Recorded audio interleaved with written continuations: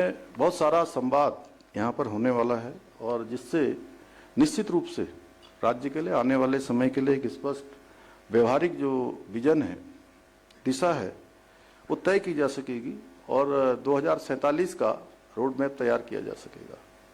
अभी सुधांशु जी जब बोल रहे थे तो मैं सोच रहा था कि ये 25 साल कह रहे हैं आगे, तो फिर शत्रुघ्न सिंह साहब ने मुझे कहा कि नहीं, वो 2050 की भी बात हो रही है साथ में हमारे, जब हमारे राज्य का गोल्डन जुबली ईयर होगा। अभी हमने सिल्वर जुबली ईयर किया है, तो 47 के लिए तो अब 22 ही साल है। 22 साल इसलिए है कि अभी हमारे यहाँ जब हमारी पार्टी में, मेरी पार्टी में जिसमें मैं काम करता हूँ, उसमें जब बात हो रही थी तो उसमें ऐसे युवाओं को खोजा जा रहा था जो 2047 में 70, 71, 72 इसके आसपास पहुंचे। तो इसलिए मुझे थोड़ा सा उस पर मेरा एकदम से क्लिक हुआ कि भाई ये 22 साल है, 21 साल है, या अभी हमारे 25 साल है। 25 साल हमारी गोल्डन जुबली ईयर के बचे हुए हैं। इन 25 सालों का हमारा राज्य हुआ है और 25 सालों में हम काफ़ी आगे बढ़े हैं। और जो पिछले चिंतन शिविर में हम लोगों ने बहुत सारी चीज़ें तय की थी, उसमें हम काफ़ी आगे भी बढ़े हैं। जैसे कि हमने पिछले 3 वर्षों में अपनी जीएसडीपी को बढ़ाने के लिए दुगना करने का एक लक्ष्य लिया था। 1.5 गुना हो गया ना, कि 1.25,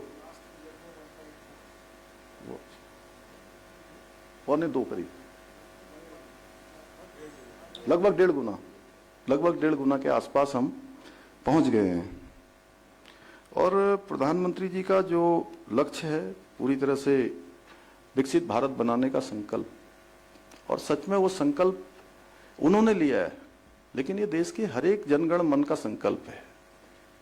और ये बात बिल्कुल सही है कि जैसा अभी मैं सभी वक्ताओं के सुन रहा था, नीलम जी का भी सुना और मीनाक्षी जी का भी सुना, शत्रुघ्न सिंह साहब का भी, सुधांशु जी ने भी बोला, तो सच में ये सभी का संकल्प होते हुए ये जरूर सोचना चाहिए कि विकसित भारत यदि कहा गया है तो विकसित भारत तभी बनेगा जब उत्तराखंड भी विकसित होगा, ये देहरादून भी विकसित होगा, हमारा सुदूरवर्ती क्षेत्र, चाहे वो चमोली हो, चाहे बागेश्वर हो या चंपावत हो, वो भी विकसित होगा। वहाँ का हर ब्लॉक विकसित होगा, वहाँ का हर गांव विकसित होगा, हर मोहल्ला विकसित होगा, तभी विकसित भारत बनेगा। और विकसित भारत को कैसा देखते हैं, ये विकसित भारत बनाने के लिए हमें विकसित उत्तराखंड बनाना होगा। हमारी जिम्मेदारी विकसित उत्तराखंड बनाने की है। और ये हम सबके अंदर भाव ला पाए कि 2047 में कैसा आपका गांव होगा, यानी कि यहाँ की सड़कें कैसी होंगी, यहाँ की पेयजल व्यवस्था कैसी होगी, यहाँ का स्कूल कैसा होगा, यहाँ का अस्पताल कैसा होगा, यहाँ के स्टेडियम कैसे होंगे, यहाँ की शिक्षा व्यवस्था क्या होगी, यहाँ की चिकित्सा व्यवस्था क्या होगी। ये एक विजन अगर हम सब पर उतार पाए तो मैं समझता हूँ कि हम जो जनगण मन को जोड़े जाने की बात है, उसको हम अपने साथ जोड़कर बहुत तेजी से आगे बढ़ सकते हैं। और समान रूप से विकसित हो, ये संकल्प हमारा तभी साकार होगा जब सबका जो है इसमें समन्वित रूप से प्रयास होगा। और इस दृष्टि से हमारे राज्य के अंदर अनेक संभावनाएं हैं। जैसे यहाँ पर अपने संसाधन हैं, क्षमताएं हैं, हमारे यहाँ की विशेषताएं हैं। इसके अनुरूप विकास की एक स्पष्ट और दीर्घकालिक हमको दिशा तय करनी होगी। कुछ अल्पकालिक भी होती हैं, मध्यकालिक भी होती हैं, लेकिन कुछ दीर्घकालिक। क्योंकि आप सब लोग जो भी यहाँ बैठे हैं, वो कोई सामान्य यहाँ से लेक्चर आप लोगों को नहीं दिया जा सकता है। आप लोग तो खुद ही लेक्चर देने वाले हैं, आपको कौन लेक्चर दे सकता है। हाँ, बस इतना जरूर आपको ये स्मरण कराने के लिए इस प्रकार के कार्यक्रम होते रहने चाहिए। एक वो SIT क्या है, साइंस, इनोवेशन एंड टेक्नोलॉजी, ये आपके ध्यान में हमेशा रहे कि इसको करना है।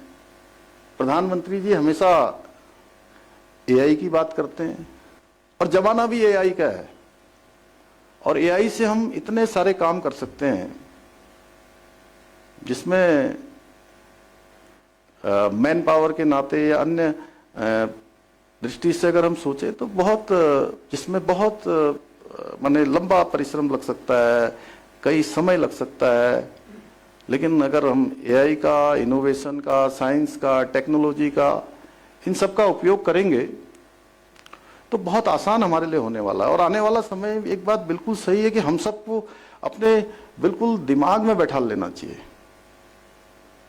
कि आने वाला समय ही एआई का होने वाला है। उसको लेकर हम लोग चिंता भी कर रहे थे। अभी भाषा साहित्य की एक बैठक हो रही थी, उसमें आप तो थे, जिसमें लोगों ने कहा कि भी एआई भी तो वही निकालेगा जो आज हम